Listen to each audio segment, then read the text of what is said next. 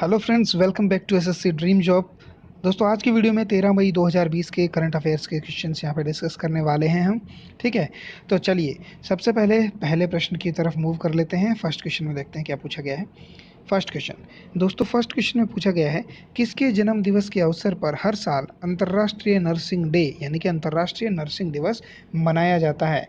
ठीक है, तो दोस्तों इसका ऑप्शन करेक्ट है फ्लोरेंस नाइटिंगेल। जी हाँ, फ्लोरेंस नाइटिंगेल के बर्थडे पे हर साल इंटरनेशनल नर्सिंग दिवस मनाया जाता है। ठीक है, चलिए अगले प्रश्न पे चलते हैं। अगला प्रश्न है, हाल ही में किस भारतीय सरकारी योजना ने 5 वर्ष पूरे कर लिए हैं? ऑप्शंस अटल पेंशन योजना, जनधन योजना, सुकन्या समृद्धि योजना या फिर दीनदयाल उपाध्याय योजना। तो दोस्तों इसका करेक्ट आंसर यहाँ पे अटल पेंशन योजना हो जाएगा। अटल पेंशन योजना 9 मई 2015 को स्टार्ट करी गई थी। ठीक है, इस योजना के अंतर्गत असंगठित क्षेत्र के जितने भी काम करने वाले व्यक्ति होते हैं वो लोग अपनी वृद्धावस्था पेंशन को सुनिश्चित करने के लिए एक निर्धारित जो होता है उनका एक कम प्रीमियम जो होता है वो प्रीमियम वो जमा कराते हैं और उनको पेंशन के तौर पे वो राशि मिल जाती है ब्याज के साथ। ठीक है, चलिए अगले प्रश्न पे मूव करेंगे।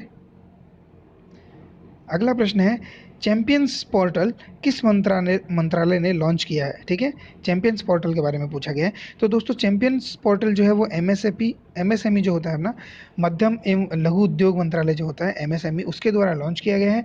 कोविड-19 के बाद इनको संबल देने के लिए ये वाला पोर्टल लॉन्च किया गया है। ठीक है, चलिए अगले प्रश्न पे चलते हैं। अगला प्रश्न देखिए दोस्तों क्या है, इंदु शेखर चतुर्वेदी को किस विभाग का सचिव बनाया गया है? ठीक है, तो इसका करेक्ट आंसर है ऑप्शन ए नव एवं नव्यकरण ऊर्जा मंत्रालय। जो new and renewable energy ministry है उसका जो नया सचिव है वो इंदु शेखर चतुर्वेदी को बना दिया गया है। ठीक है, चलिए अगले प्रश्न की तरफ बढ़ते हैं। अगला प्रश्न है दोस्तों, एफआईआर आपके द्वार ये योजना किस राज्य ने शुरू की है? ठीक है, तो दोस्तों इसका करेक्ट आंसर आपका है ऑप्शन बी। जी हाँ, मध्य प्रदेश वो पहला राज्य है जिसने एफआईआर लॉन्च करवाने के लिए एक डेडिकेटेड पोर्टल बनाया है और लोगों को अपने घर से अपने पोर्टल के थ्रू वहाँ पर ऑनलाइन ही अपनी एफआईआर लॉन्च करने की सुविधा प्रदान करी है। ठीक है, तो इसका करेक्ट आंसर मध्य प्रदेश हो जाएगा। चलिए अगले प्रश्न की तरफ बढ़ेंगे। अगला प्रश्न है, किस भारतीय हवाई अड्डे ने मध्य एशिया के सर्वश्रेष्ठ हवाई अड्डे का खिताब जीता है? ठीक है, तो दोस्तों इसका करेक्ट आंसर ऑप्शन सी है। ठीक है, तो कापागेड़ा इंटरनेशनल एयरपोर्ट है बेंगलुरु में। ठीक है, कापागेड़ा इंटरनेशनल जो एयरपोर्ट है उसने यहाँ पे फर्स्ट स्थान जीत लिया है। जो मिडल ईस्ट का जितना भी मध्य एशिया का जो भी पार्ट है उसके बेस्ट हवाई अड्डे का खिताब बेंगलुरु हवाई अड्डे ने जीता है। ठीक है, चलिए अगले प्रश्न पे चलते हैं। देखिए, जो आपका CSIR एंड NAL के द्वारा कौन सा वेंटिलेटर बनाया गया है? ठीक है, तो दोस्तों उसका करेक्ट आंसर है स्वस्थ वायु। ठीक है, अब थोड़ा जान लेते हैं CSIR के बारे में। दोस्तों CSIR जो है वो council for scientific and industrial research तथा जो NAL है जो आपका नेशनल एरोस्पेस लेबोरेटरी, इन दोनों ने मिल करके एक स्पेशल वेंटिलेटर बनाया है जिसको स्वस्थ वायु का नाम दिया गया है। दोस्तों ये वेंटिलेटर रिकॉर्ड टाइम में सबसे जल्दी तैयार होने वाला वेंटिलेटर है। इसने सिर्फ 36 दिन में ही अपना निर्माण पूरा किया है। ठीक है, तो इन दो जो संस्थाएं हैं इनके द्वारा ये वेंटिलेटर बनाया गया है और कोविड-19 से रिलेटेड जितने पेशेंट होंगे उन सब के लिए ये वाला जो वेंटिलेटर काफ़ी उपयोगी साबित होने वाला है। ठीक है, चलिए अगले प्रश्न पे चलते हैं।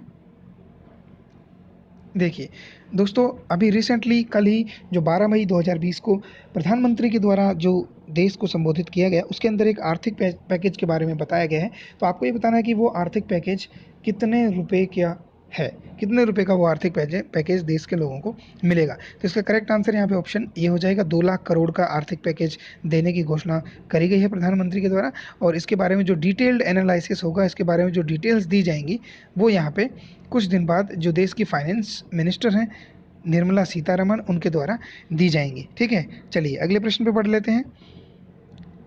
अगला प्रश्न देखिए, अगले प्रश्न में पूछा गया है किसके द्वारा लद्दाख में जोजिला से कारगिल तक 900 ट्रकों के द्वारा लॉकडाउन के दौरान सुरक्षा प्रदान की गई? ऑप्शंस BSF, SSB, ITBP या फिर CRPF। दोस्तों इसका करेक्ट आंसर ऑप्शन बी है। ITBP Indian Tibet border police होती है, इसके द्वारा यहाँ पे सुरक्षा दी गई है। दोस्तों ये जो फोर्सेस मैंने यहाँ पे मेंशन करी हैं ये सभी अर्धसैनिक बल होते हैं। तो भारत में जो टोटल अर्धसैनिक बल हैं उनके अंतर्गत 5 तरह की फोर्सेस आती हैं, जिसमें बीएसएफ, ठीक है, एसएसबी, उसके बाद में आपका आईटीबीपी, सीआईएसएफ और सीआरपीएफ, ठीक है। ये 5 अर्धसैनिक बल हैं इंडिया में जो काम करते हैं। इनके अलावा आर्मी, नेवी और एयरफोर्स पूर्ण सैनिक बल माने जाते हैं, ठीक है। चलिए अगले प्रश्न पे बढ़ते हैं। आज का लास्ट क्वेश्चन है, फीफा अंडर 17 महिला विश्व कप कब होगा? दोस्तों आपको इन्फॉर्मेशन होगी इस चीज़ के बारे में कि जो फीफा अंडर 17 महिला विश्व कप है वो इंडिया में होने वाला है। इंडिया में वो ऑर्गेनाइज किया जाएगा। और दोस्तों उसके साथ साथ एक चीज़ यहाँ पे मेंशन कर देता हूँ आपको कि इसका जो करेक्ट आंसर है वो ऑप्शन ए हो जाएगा। यहाँ पे फरवरी और जो मार्च है, ठीक है, फरवरी और मार्च के महीने में 2021 के अंदर ये खेल यहाँ पर आयोजित करे जाएंगे, ठीक है। तो दोस्तों ये थे आज के करंट अफेयर्स। आशा करता हूँ आपको सारे क्वेश्चंस अच्छे लगे होंगे और आपको इससे इन्फॉर्मेशन मिली होगी। अगर आपको वीडियो पसंद आ रहा है तो दोस्तों प्लीज़ वीडियो को लाइक ज़रूर किया कीजिए, और अगर आपको अच्छा लगे तो अपने दोस्तों के साथ शेयर भी कर सकते हैं ताकि उन लोगों की नॉलेज भी इससे बढ़ सके। आपकी कोई सजेशंस हो, कोई क्वेरी हो तो आप मुझे कमेंट करके भी पूछ सकते हैं, ठीक है friends. Wish you all the very best. Bye bye.